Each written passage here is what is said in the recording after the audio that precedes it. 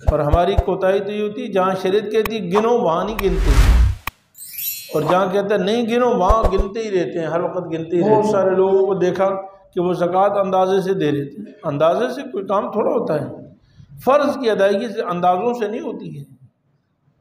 جیسے آپ کو یقین ہونا چاہیے کہ آپ کا وضو ہے تو نماز ہوگی، جب تک آپ کو یقین نہیں تو وہ نماز کیسے ہوگی؟ آپ کو یقین ہونا چاہیے کہ آپ کے کپڑے پاک ہیں، آپ کو یقین ہونا چاہیے کہ آپ قبلے کی طرف کھڑے ہیں۔ جہاں کوئی مجبوری ہو وہ الگ بات ہے، مجبوری اور عذر کے مسائل الگ ہیں۔ آپ کو یقین ہونا چاہیے کہ آپ قبلہ رخ کھڑے ہیں، آپ کو یہ یقین ہونا چاہیے کہ میں ظہر کی نماز پڑھ رہا ہوں، میں جمعے کی نماز ادا کر رہا ہوں، یہ فرض ہے۔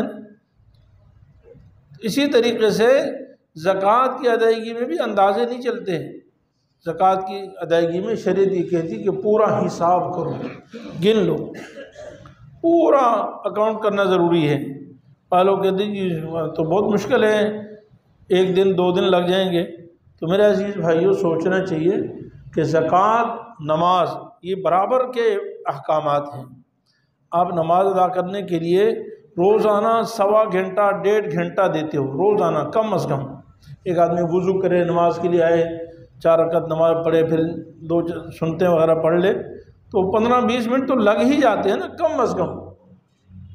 اور دن میں آپ 1.5 گھنٹہ نماز کے لیے دیتے ہو، فرائض اور سنت موقدہ کے لیے۔ اب ہفتے میں کتنے دن دیتے ہو، مہینے میں کتنے دن دیتے ہو، سال میں کتنے دن، کتنے گھنٹے بن جاتے ہیں بھائی؟ تو نماز کے لیے جب آپ اتنے زیادہ گھنٹے دے رہے ہو، 360 دن تو ہوتے ہیں، چلو 1 گھنٹہ بھی لگائیں تو 360 گھنٹے ہو جائیں گے، 400 گھنٹے ہو جائیں گے، 450 گھنٹے بن جائیں گے۔ آپ زکوٰۃ کے لیے بھی 400 گھنٹے دے دو۔ زکوٰۃ کے لیے 2 دن دینا بھی مشکل ہے بھائی، 3 دن کاروبار بند کر کے یہی کام کر لو بھائی، کہتے ہیں جی بہت مشکل ہے۔ مفتی صاحب کے YouTube چینل کو سبسکرائب کیجئے اور ان کے تازہ بیانات کے ذریعے اپنی علمی، اصلاحی اور فکری آبیاری کرتے رہیے۔ جزاکم اللہ۔